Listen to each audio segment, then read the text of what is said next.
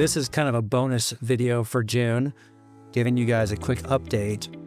There are some more drawing videos I want to do. There's a learning how to learn and a couple more technical videos that are in the pipeline. But I'm just checking in today because I have a personal situation here. I thought I would share, maybe vent a little bit, but maybe get some feedback from you to see if you've experienced something similar or if maybe my thinking is way out in left field. So the school I was working with here sold to somebody else, and the new owner's not doing an English program, which in China, you must have a visa that's connected to the school you're working with.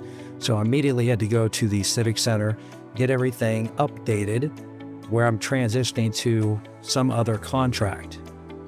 Well, there's not a big timeline they give you. It was less than a month. I think it was 3 weeks. And that might sound like a lot, but in China, what I've experienced is the culture. People tend to put things off and wait and procrastinate as long as humanly possible. And then at the very last little bit of time, oh wow, everything's got to rush. Super high stress for everybody. And I would love to think that's just a stereotype, but it's happened time and time and time and time again. So I'm just telling you, it's very common here.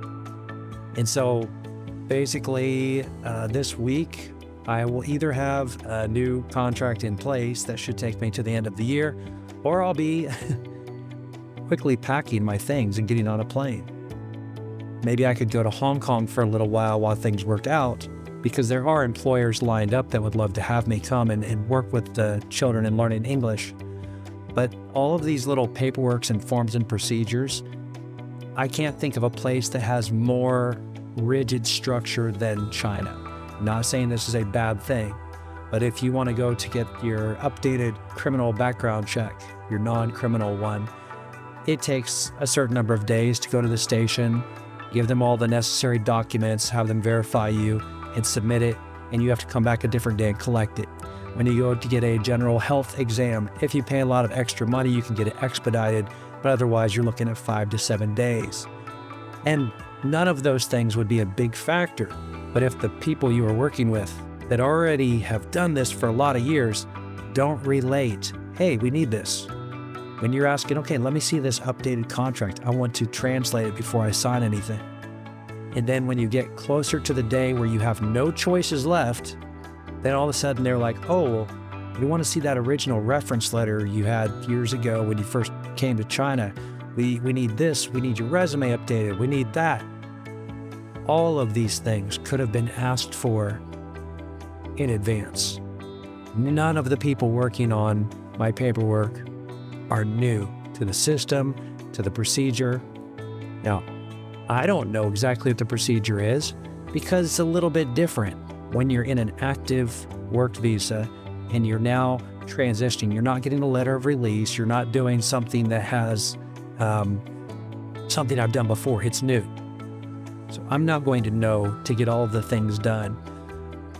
But the way it feels, I'm going to qualify that, the way it feels is in the exchange, it's very one way. So if I ask for information or I ask for an update, gimme, and I have to submit everything.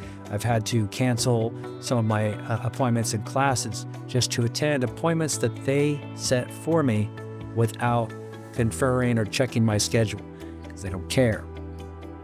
Now, this is insane. I can't imagine it's a cultural thing. I could be wrong, but I've heard people use excuses in the past like certain members of their community are using drugs and things like this, and they say, oh, it's just the culture. No, that's not the culture. There might be a lot of people of a certain group or culture that do drugs. That doesn't mean it is because of their race or their ethnicity or anything like that. That is an excuse, because any group of people can either do drugs or not do drugs. It's not predicated on color of skin or ethnicity at all. Now, if you want to get to that place where you're talking about like Indian tribes doing peyote and doing the spirit walk in the desert, okay, fine. That's a very specific example. But if you're telling me that, you know, these teenagers with their parents are smoking weed or something like that, because it's cultural, I would say that's probably not the case most of the time. Even though some families may do it, some cultures may do it, that's not something inherent to a specific culture or ethnic group.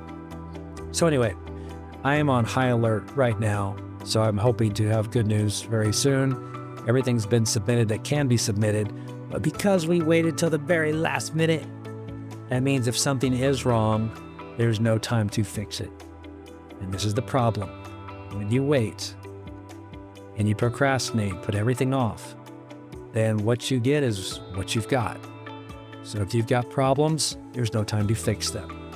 So my encouragement to you is to think things through, to try to plan as much as you can.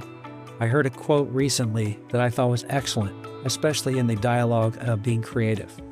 And the quote was, pressure is like poison to the creative process. If you're under a lot of stress or pressure or uncertainty, it's very difficult to be creative or have the time to explore thoughts or ideas or strategies to go after something. So maybe you got something out of this video, but I will be having some more videos coming up very soon that I hope encourage you to create things on your own, to make things on your own, and maybe just to get a different view or vantage point of the world around you. So until next time, create your world.